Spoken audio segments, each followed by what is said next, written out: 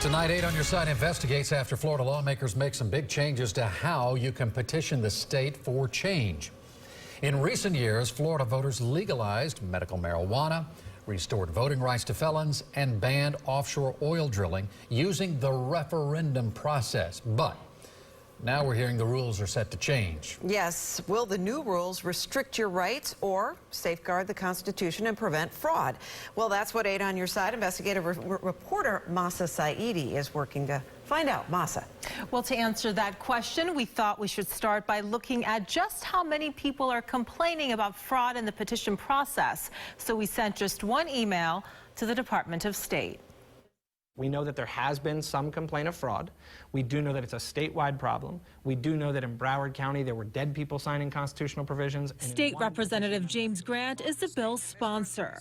The Republican who represents parts of Hillsborough and Pinellas says he's identified flaws with the petition process that allows you to propose and vote on amendments directly without the need for lawmakers. Would it be fair to say that you think only elected officials should be making laws, not people directly? Well, I think in a republic, yes. There is a direct recourse to get the policy you want, and it's to elect the representative, the voice that you want.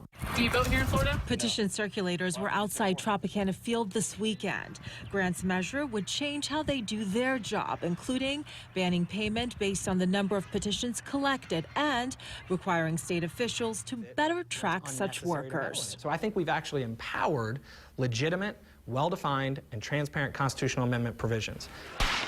Last month, 8 on Your Side investigates asked Grant whether he had evidence of fraud in the process. So to the extent that our Constitution is vulnerable and open, I don't need to have evidence of fraud.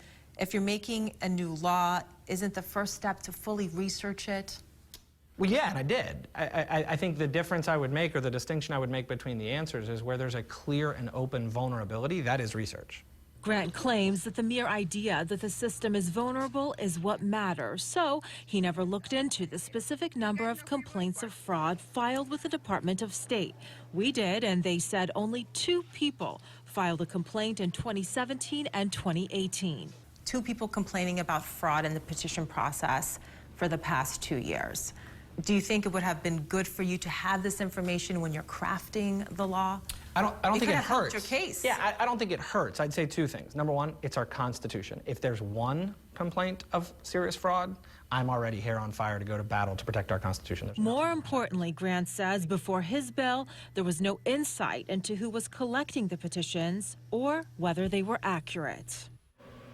So this still needs to be signed into law, and it could be challenged in court. We're going to have more information about those complaints on our website shortly at WFLA.com. Yes. Thank you, Mahsa.